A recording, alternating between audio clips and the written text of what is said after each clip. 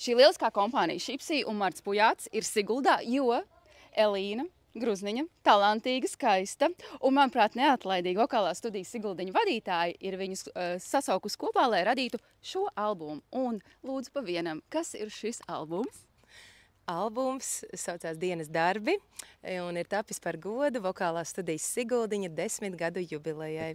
Dziesmiņas ir gan par vienkāršām lietām, tādiem pavisam varbūt vienkāršiem pienākumiem, kā apģērbšanās. Kaut gan dažkārt tas nemaz nav tik vienkārši, jo ir daudz drēbi, bet nav ko vilkt. Ceļvedis dzīvē, sākot no maza cilvēciņa līdz pat lielam, kurš vienkārši var vēlreiz pārskatīt to, vai viņš visu dara pareizi.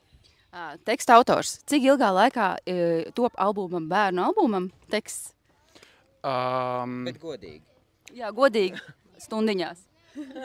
Dieniņās. Man liekas, tas bija reāli kāds mēnesis. Ir ļoti viegli un tā patīkami rakstīt, ja ir forša kompānija un ja ir tāds skaidrs arī tas, ko mēs gribam pateikt. Vēl viens pēdējais jautājums Elīnai.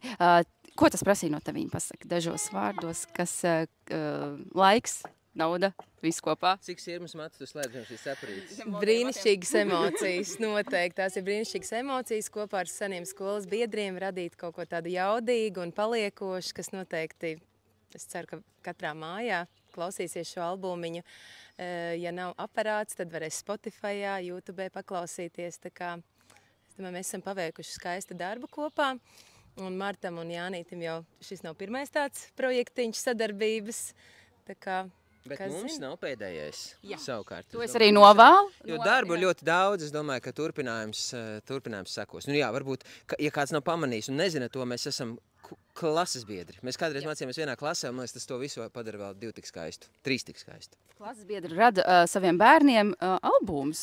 Īstenībā tā tas arī varbūt sākotnēji bija, jo par cik mēs visi esam vecāki nu jau, tad arī, manuprāt, tas tā likuma sakarīgi. Paliek tā teikt.